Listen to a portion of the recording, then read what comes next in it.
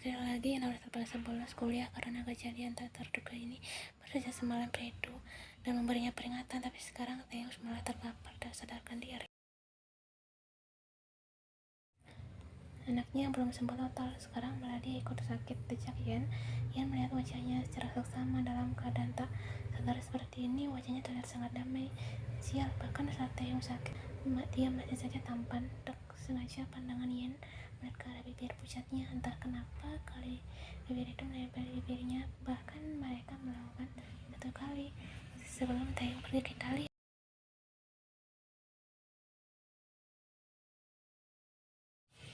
Entah setan apa lagi yang memarasukinya Yen secara singkat.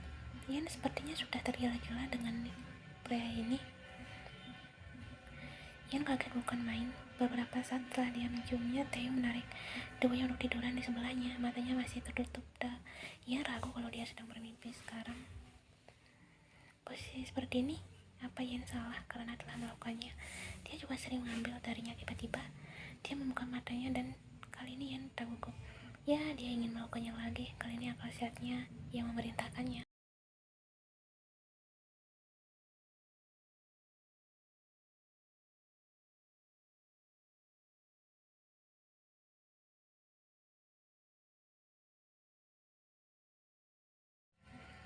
Reaksinya Yen sama sekali tak bisa membaca wajah pria ini.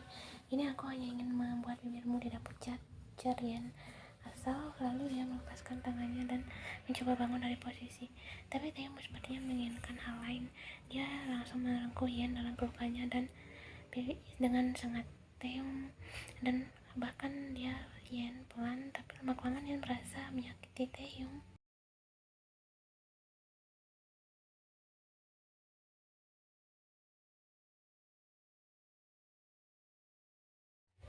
Dengan refleks Yen membuka mulutnya, membuka akses untuk agar dapat masuk. Dia menyatukan mereka yang dipsikis. Oh Tuhan, yang sama sekali tak pintar secara praktek seperti ini.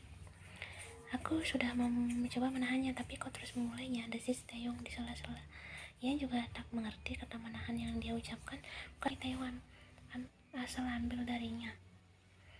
Taeyong masih, tapi kali ini Yen mulai merasa sangat kasar. Cengkraman tangannya di punggung Yen membuat Yen merinding. Bahkan rasa mereka yang tadi hangat sekarang berubah. Ada tambahan rasa yang membuat Yen tidak nyaman. Yen yakin itu adalah dihasilkan oleh Taeyong karena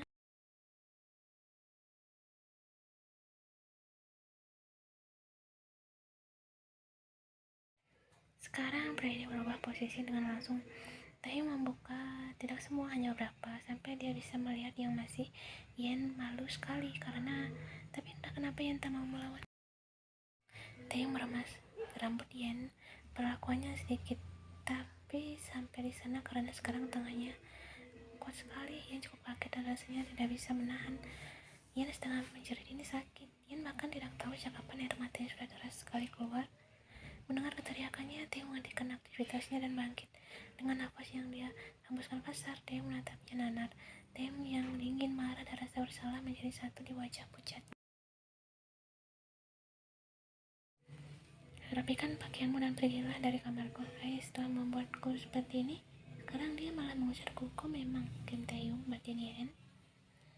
Yen melakukan perintah Theo. Semua bergetar setelah dia mengancingkan kembali yang sempat Taeyong buka. Taeyong tetap kembali punggung Yen yang mulai meninggalkan kamarnya.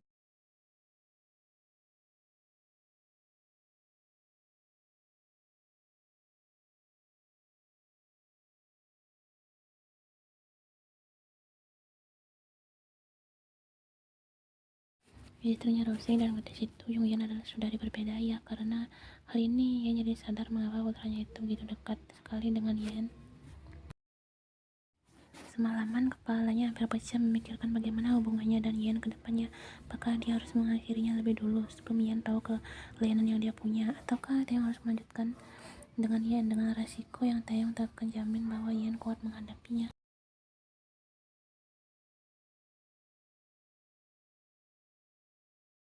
Dan pagi ini sekali lagi Yen memancing nalurinya sebagai pria. Entah kenapa kali ini Taeyong tak bisa menahan sampai dia menyakitinya, dan tangisannya Taeyong benci bahwa dialah yang menyebabkan hal itu. Tapi di sisi lain juga Taeyong sadar bahwa Taeyong tak ingin kejadian yang lalu terulang sekali lagi. Taeyong ingin memberi kesempatan untuk Yen, kesempatan untuk berhenti menyukai pria sepertinya. Mami, ayo makan. Lucy bilang Mami belum makan dari pagi. Nada pintar itu terus keluar dari mulut kecil Minky. Dia terus menarik-narik dengan baju Yen. Aku udah lapar, Minky. Yen mencoba melepaskan tangan Minky dari bajunya. Pikirannya begitu kacau aja kejadian pagi tadi.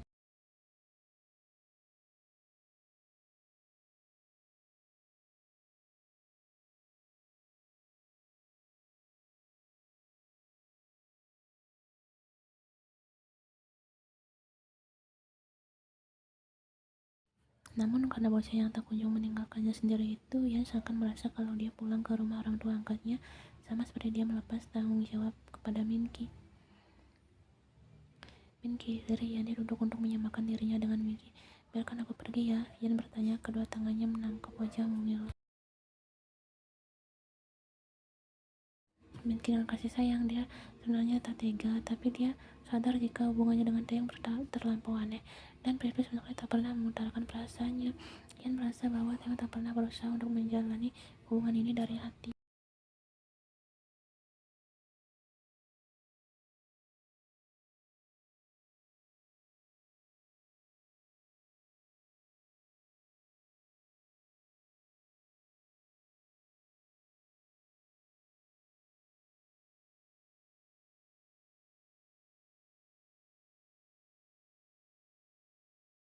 Kau merek dadimu, bukan beliku, balas Yen. Bocah itu terus menggeleng. Dia makin maju dan menenggelamkan kepalanya di bahu Yen. Minky kecilnya tidak akan sakit lagi, dan Mami tidak akan dimarahin diri lagi. Please don't go.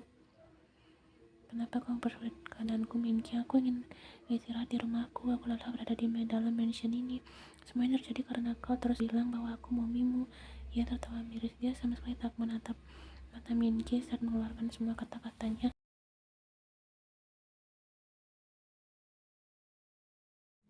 Dia juga tidak tahu jika saat ini Minky diam karena suaranya tak bisa keluar. Bocah itu selalu syok. Dia tak menyangka bahwa Ian membentaknya seperti ini. Ian mencoba menahan getaran di bibirnya, ditatapnya sepasang bola mata yang kini sangat berkaca-kaca. Dadimu hanya mempermainkan perasaanku. Tenang saja, Minky. Kau seorang young master. Kau bisa mengklaim orang lain sebagai mamimu lagi.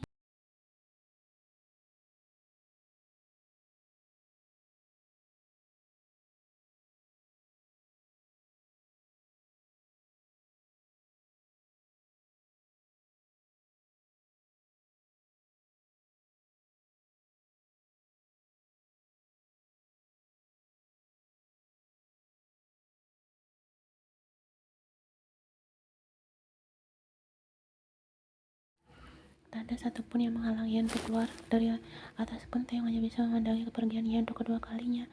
Beberapa kali dia menghela nafas berat. Sisi lainnya lega karena gadis itu membuat pilihan tepat dengan meninggalkannya, tapi satu sisi lainnya merasa kembali kosong. Belum lagi fakta bahwa Ian memiliki ikatan darah dengan istrinya dulu. Beberapa dejavu yang dialami dikarenakan faktor genetika di antara keduanya. Sekarang aku hanya perlu fokus kembali pada Minky. Mengingat Minky, Taeyong tiba-tiba agak heran kenapa Minky tak menangis dan menghentikan Ian seperti yang terakhir kali.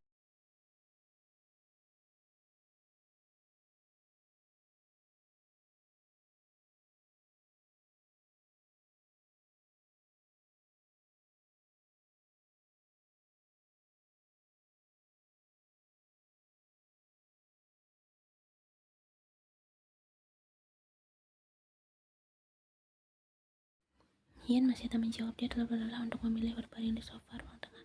Mom, apa Mak belum pulang? Belum, kau tahu sendiri dia selalu seenaknya pergi dan pulang. Gadis itu menutup kepalanya dengan bantal, sedangkan Nyonya Peterson menghela nafas pelan. Jika Ian sudah mencari Mark seperti ini, itu pasti ada masalah berat yang sedang putri angkatnya itu hadapi sekarang. Jika ada masalah, ceritakan saja padaku, Ian. Apa kau ada masalah dengan Taeyong?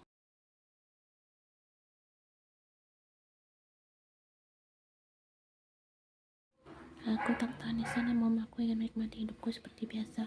Hanya itu yang bisa Ian keluarkan. Dia juga tak mungkin menceritakan semuanya sekarang. Ibu angkatnya itu bahkan tak tahu jika dia pernah lari dari kediaman Taeyong juga sebelumnya. Bahkan bukankah putra Taeyong sangat lucu? Apa kau tidak menyukainya?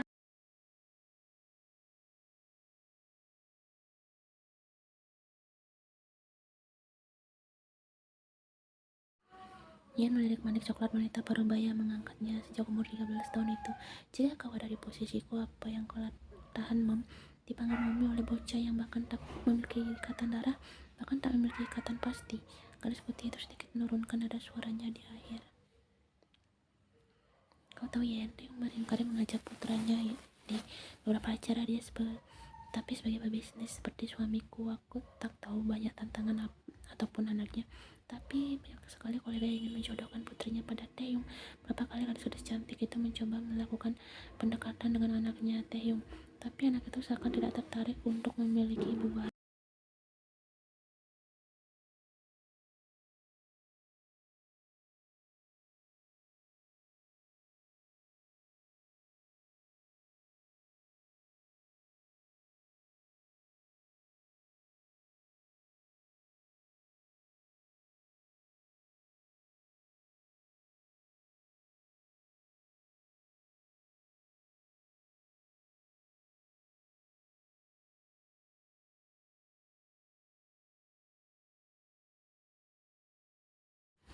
Nyonya Patterson mengambil bantal dari wajah Ian dan menarik gadis itu untuk bangkit.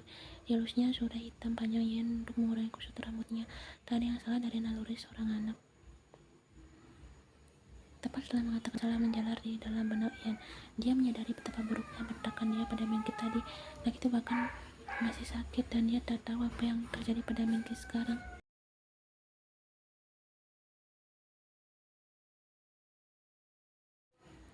Satu minggu terlewati begitu saja dan dalam waktu itu Ian masih bersik dengan egoisme dalam dirinya, mencoba mengabaikan rasa khawatirnya pada anak yang kerap memanggilnya Mommy.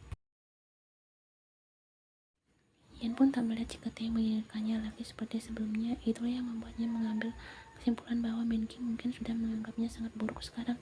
Lamunannya buyar begitu dia melihat supir keluarga Peterson memanggilnya.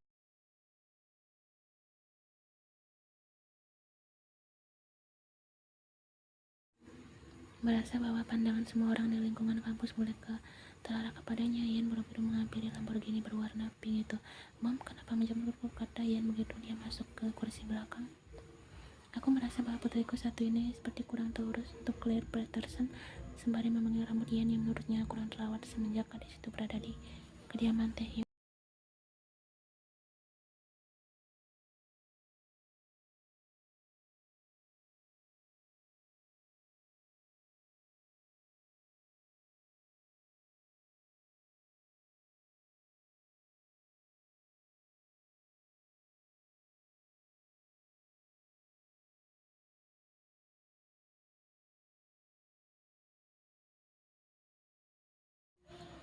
Aku rasanya kesempatanmu untuk terpesona jika ada anak itu akan terus menaruhmu di bawah ketiaknya.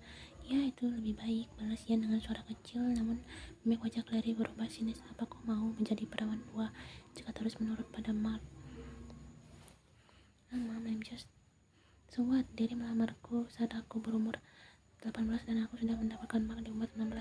Batas sudah pertahanannya dalam berdebat mau akhirnya dia terpaksa mengiyakan ucapan Clary.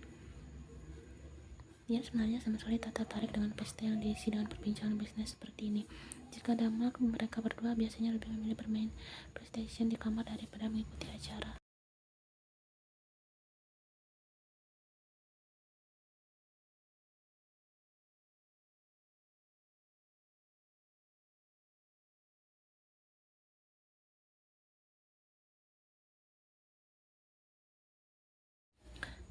Ian turun dari lantai 2 dengan anggun berjalan pelan menuju tengah kerumunan yang membuat rumah Peterson semakin ramai.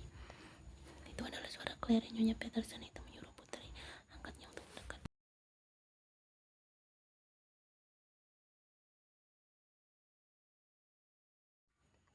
Nah, perkenalkan, dia adalah putri angkat yang kuceritakan. Ian memberi salam pada wanita yang terlihat seumuran dengan ibu angkatnya. She's so beautiful. Kupikir putraku tertarik padanya. Kini atensi Ian berpindah pada pria yang sedang memandanginya karena canggung hanya bisa melempar senyuman tipis ke arah orang itu. Nyonya Peterson yang melihat pemandangan itu langsung mendorong pelan putrinya dari belakang. Mom, ajak dia keluar. Clary mengadipkan satu mata ke Ian.